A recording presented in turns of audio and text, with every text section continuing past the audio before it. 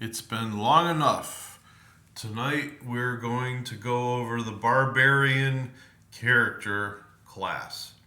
So, the Barbarian, this is information I wrote. It's kind of like my primer anytime I'd like to look over the Barbarian information. And for Greyhawk, we've got essentially four different kinds of barbarians.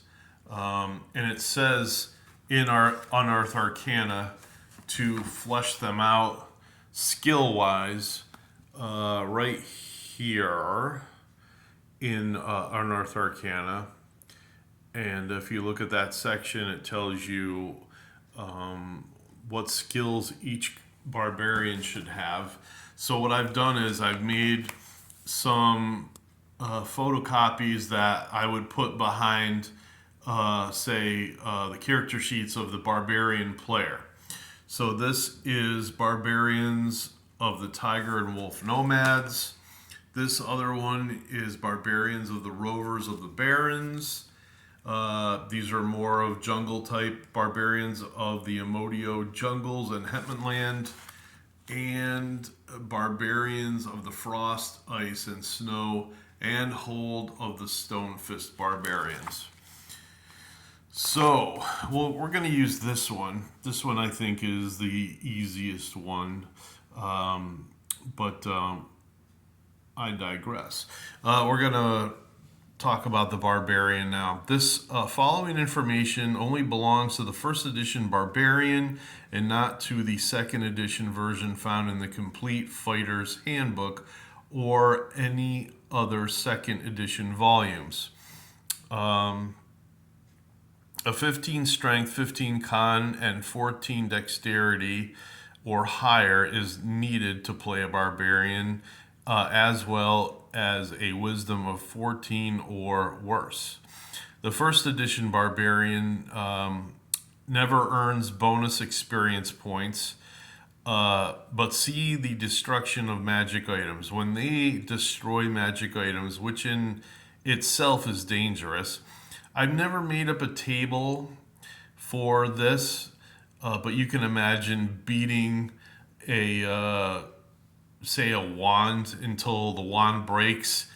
Could be an instance of a magical tragedy or accident to happen. I suggest maybe roll for each magic item. Take a six-sider and essentially every pip on the die will equal 5%. So all the way up to 30%. And if you roll the percentile dice and roll beneath this, something terrible has happened. And depending on that item, as it breaks apart, there's going to be some sort of an energy type feedback. Depending, dungeon masters out there, you can decide how bad you think that this energy or mishap will affect the barbarian.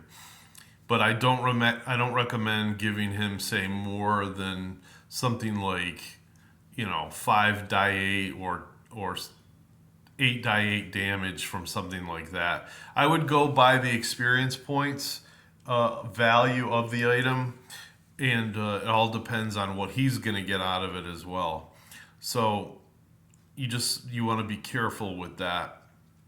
Here we go. Okay, so let's see. And barbarians cannot multi-class.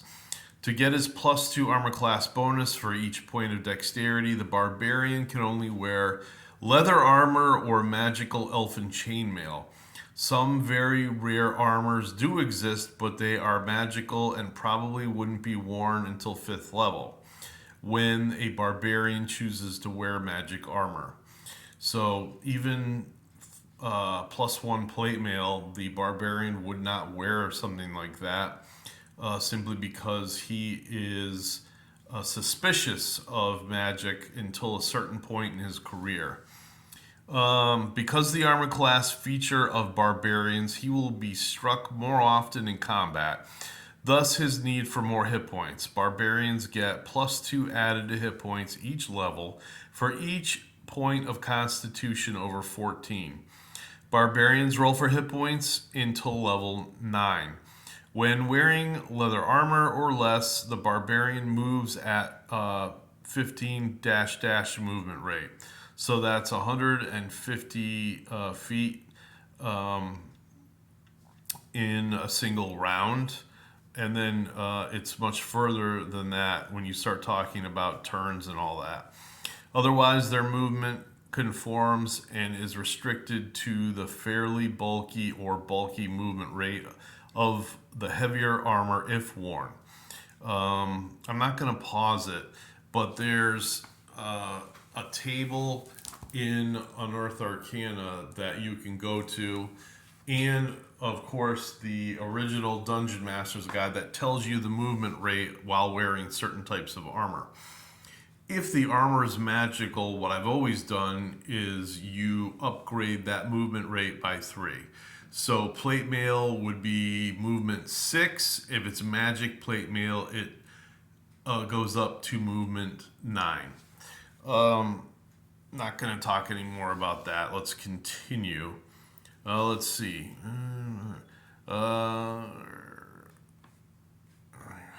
Let's see.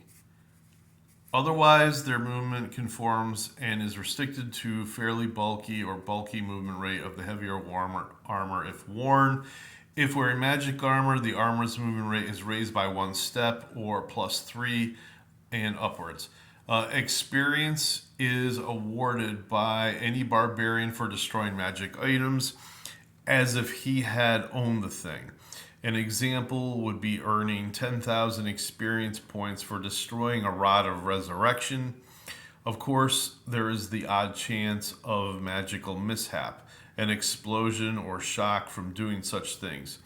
You have been warned, most likely a 5% chance per 1,000 experience points of the item. Okay. So I was a little bit more harsh than I thought it was.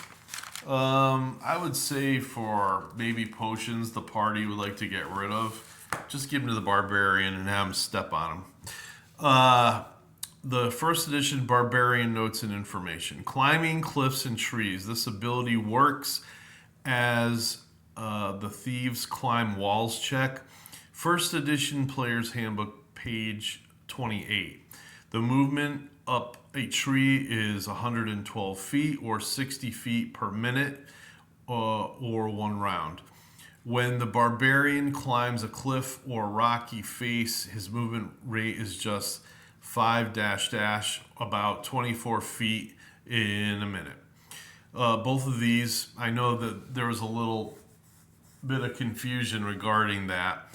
I think what I did was for the movement rate up a tree, it would be 12 of these. So if you go 10, 20, 30, 40, 50, that would be 60 feet. So really, you divide that in half. So in other words, he could skirt up a tree in probably 2 rounds at least. And honestly, depending on the limbs of the tree, you could even take away the die roll depending on how sparse the tree is of limbs, or if there's many limbs, then he shouldn't have to make a roll at all. All right, here we go. Both of these, the movement rate and the climbing percentage may be adjusted for the lack of handholds or the slippery or icy conditions either might have. When traveling alone, if you're going to take a look at these, you might look at the original Dungeon Master's Guide. There's information in there. When traveling alone, or with other sneaky types of characters who are quiet, barbarians surprise opponents 50% of the time, 1, 2, 3, and 6. And when in their home terrain, they surprise others at a rate of 4 and 6. Now, this just goes to mean if there's somebody and they're from the mountains, they're not going to get the 1 in 4 chance simply because they're in another mountain range. It has to be in their homeland. Barbarians themselves are only surprised by others 10% of the time anywhere and are surprised in their homelands only 5% of the time. This seems a little unfair, but that's how it's written. DM reminder, always roll the Barbarian's percentile dice along with the party's. Die 6 for surprise checks. Let's see. Back protection. Anytime the Barbarian is attacked from behind, unless taken by surprise, the Barbarian has a chance to counter the rear attack once each round.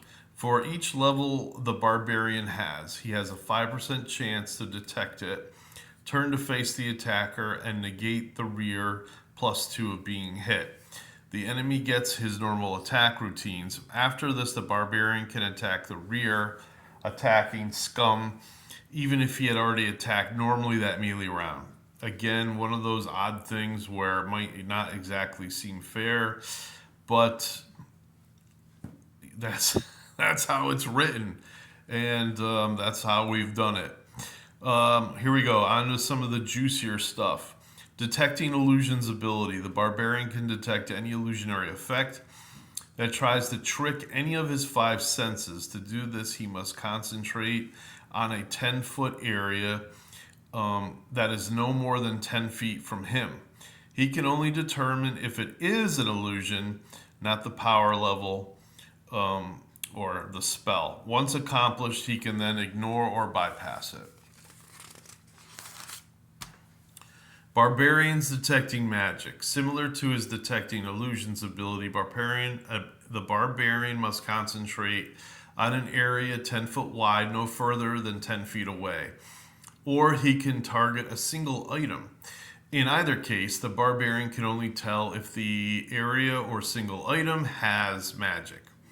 He knows neither the type of magic or if it's weak or strong magic. At the beginning of his career, the Barbarian gets 4 weapon proficiency slots. In all cases, he must choose 2 weapons that his kindred know. Afterwards, he can choose 2 other weapons he wishes to use, or he can spend 2 more slots, 3 total, and get number 2 weapon expertise with one of his 2 beginning weapon choices. This is something that I've included in my game. It gives the Barbarian a small chance to get another attack. I usually have them roll a 6-sider with the attack, and if they happen to roll a 1, well, they get another attack. Another tactic would be to wait until 3rd level when the Barbarian gets another weapon slot, and then use 3 slots on mastering a new weapon, i.e. that is getting weapon expertise on long swords or 2-handed swords, etc. Notice that I'm not saying specialization. A Barbarian, a Paladin, some of the other type of fighters, they never get specialization. Not in the same way that a ranger or a fighter would get specialization. Due to all the skills of each type of Barbarian has, the 2nd edition non-weapon proficiency system is less important.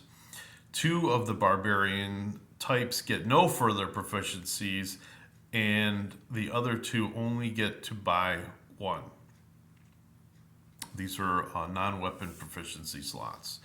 So in other words, it seemed like maybe when I made these sheets, you'll notice that this is a lot more visible than, say, on this page or even this one, because they have more skills.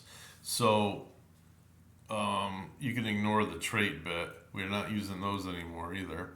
But they would get 1 more proficiency, and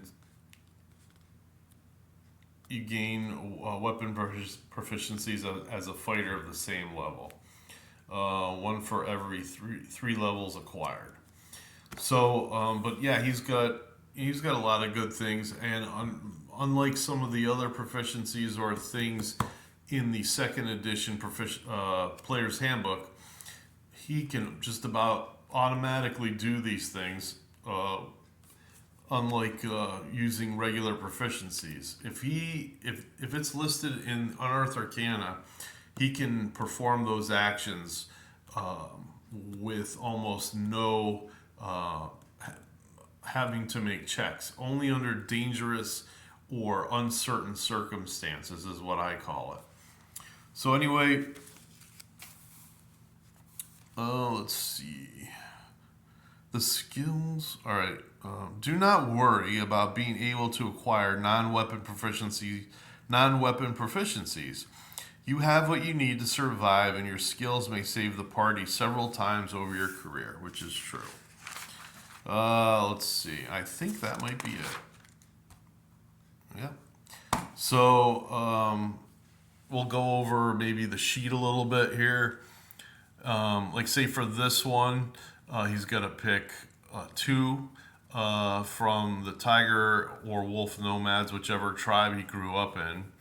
Lance, scimitar, composite, short bow, hand axe, knife, and spear. He's got to pick two of those, and they sound pretty good, right? I mean, who wouldn't want to either use a lance, especially if you're on horseback, because those things do double damage, or even the composite short bow if you've got an excellent strength with what's that strength called? I can't remember. But anyway, you get to use your strength when you roll for damage. So all of those are pretty good. It says here that tiger and wolf nomads may start with animal horn composite short bows, which cost half the amount of normal composite bows, but break 25% of the time a fumble is rolled. At 4th level, you can hit creatures that need +1 to hit. At 6, okay, just the general information. Saving throw bonuses, I list those here, so the player is always at the ready with knowing, and doesn't have to go into the book and look that up. And then every level that he does advance, he's got to check these. It's his percentage of climbing cliffs and trees, hiding in natural surroundings, hiding in unfamiliar surroundings, back protection, leaping and springing, detect illusion, detect magic, and leadership. Leadership's that ability where they can call other barbarians to their need at higher levels. And then we get on to the secondary abilities, survival, first aid, outdoor craft, tracking. First aid is always important for barbarians. They can help others when they get hurt. They can bind wounds, set broken bones, etc. See Unearthed Arcana for all information on this. Usually after every combat, you get a hit point back, and after 8 hours or a full rest, you gain 2 hit points back. They're just that tough. They can track as a ranger at the same level would, but you can only track outdoors. We use the tables in Unearthed Arcana, page 21. Horsemanship, land-based riding horses. They get some bonuses here. I just came up with this. Long distance signaling, mounted masters, tiger and wolf nomads are born into the saddle and regularly trained for mounted combat. Therefore, they attack at one level higher while mounted in combat like cavaliers. This is something that you might consider homebrew and might not want to do. But honestly, I can probably count on one hand over the years that this has even come up. When you think of barbarians, you don't really think of them being mounted on horses. But it's just that it's part of their kit. And again, if they want another non-weapon proficiency, they've got all the 2nd edition handbooks to look through, whatever they want. I think that's all I'm going to talk about tonight. Thank you.